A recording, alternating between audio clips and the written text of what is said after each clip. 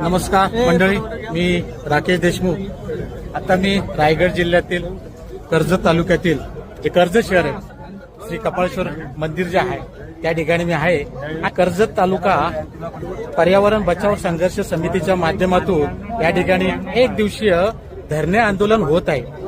त्याचं कारण म्हणजे या ठिकाणी तालुक्यामध्ये होत असलेले हे प्रकल्प आणि त्या प्रकल्पामध्ये वन असतील, झाडे असतील, त्या ठिकाणी जमीनदोस्त करत आहेत। हजारो हेक्टर जमीन आहे ती जमीनदोस्त करत आहेत। या आंदोलनामध्ये जे कर्जतकर नागरिक असतील, सुज्ञ नागरिक असतील, पर्यावरण प्रेमी असतील, प्राणी प्रेमी असतील, सर्वजण ह्या ठिकाणी आलेले आहेत आणि आपला पाठिंबा दर्शवत आहेत।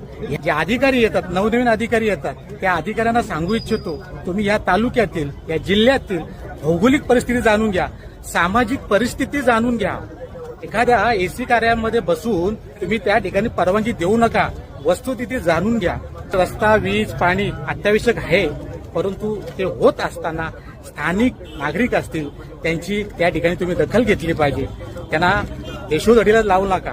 कर्जत तालुक्यातील, कर्जत शहरातील ऍडव्होकेट कैलासजी मोरे असतील आणि त्यांचे सहकारी असतील त्या ठिकाणी एक दिवसीय धरणे आंदोलनात बसलेले आहेत। ऍडव्होकेट कैलासजी मोरे साहेब आहेत आणि त्यांची काय मागणी आहे ते आपण त्यांच्याकडून जाणून घेऊया।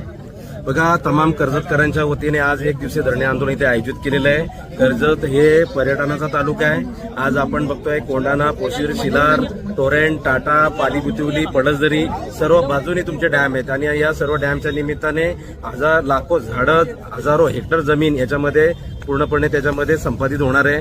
कर्जतचं जे वैभव आहे, नैसर्गिक सौंदर्य आहे, जो पर्यावरण आहे, हे याच्यामध्ये उद्ध्वस्त होणार आहे आणि म्हणून कर्जतकरांना प्रश्न पडलेला आहे का कर्जत काय डम्पिंग ग्राउंड आहे का? कारण मुंबई आणि नवी मुंबईच्या लोकांसाठी जर तुम्ही कर्जतला जर व्यवस्था तयार करत असाल आणि त्या निमित्ताने जर आम्हाला उद्ध्वस्त करणार असाल तर ह्या सर्व प्रकल्पांना आमचा विरोध आहे आणि म्हणून हे एक दिवसीय आम्ही धरणं आंदोलन इथं ठेवलेलं आहे। मोठ्या संख्येने कर्जतकरांचा या आंदोलनाला पाठिंबा आहे, कारण कर्जतकरांना आज त्रास सहन करावा लागतोय। आज कर्जतचं टेम्परेचर 45 आहे आणि जर ही अशा प्रकारचं पर्यावरण, जंगल आणि झाडं उद्ध्वस्त झाली तर मला वाटतं कर्जतमध्ये राहणं कठीण होणार आहे आणि उद्या जर पर्यटकांनी जर पाठ फिरवली तर इथल्या लोकांचा उदरनिर्वाह प्रश्नचिन्ह तयार होणार आहे आणि म्हणून हे आंदोलन आम्ही इथं उभं केलेलं आहे। पाणी मिळत नाही, इथे राहणाऱ्या माणसाला पाणी नाहीये।